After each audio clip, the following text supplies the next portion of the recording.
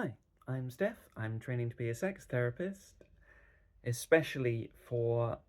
those of you whose queer expression has been hampered by religious repression. And I would like to carry on what I started in Pride Month, which is to take you through a little tour of the blurbs of the books on my bookshelf, the unconventional and unexpected books that go beyond the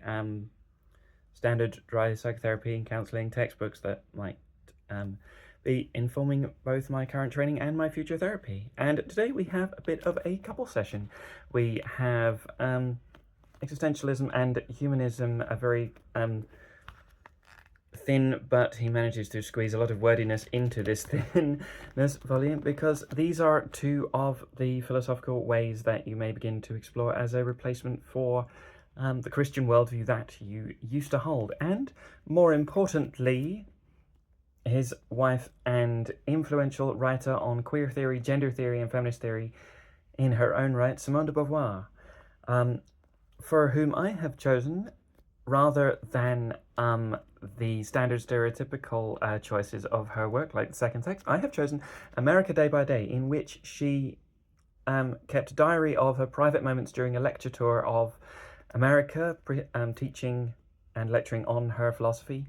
in America in the 40s, in which, despite attempts to welcome her into polite society because she was a white woman, she found herself more akin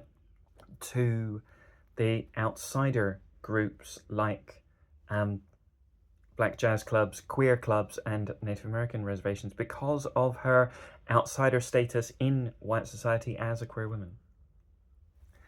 I recommend existentialism and humanism in general, though I don't know if I recommend Jean-Paul Sartre in particular. But I definitely, and even though America Day by Day in particular might not be your thing, I definitely recommend Simone de Beauvoir in general. And I would like, now that you're here, and if you would like to stay for a second, I would like to offer an invitation. I would like to gain some practice experience with those of you who fit the description earlier, whose queer expression is hampered by religious repression. And so if you would like some one-to-one online time to see what support I can offer you and see what practice experience I can gain by spending time with you, then please use whatever social media you found this on to send me a message. And also, a second group of people, those of you who have been through what is totally wrongly and totally ridiculously called conversion therapy, if you have any experiences of it, I do not yet have what you need to be a good support system. I am not yet experienced enough or educated enough to be a good support system for you, but I would like to be in the future eventually, and so I would love to collect your stories, your testimonies, your witness stories, your own words about what it is you went through. I would just like to collect them so that I have as much information on it as possible, so that with your permission I can spread around as much information about it as possible. I am happy, very, very happy to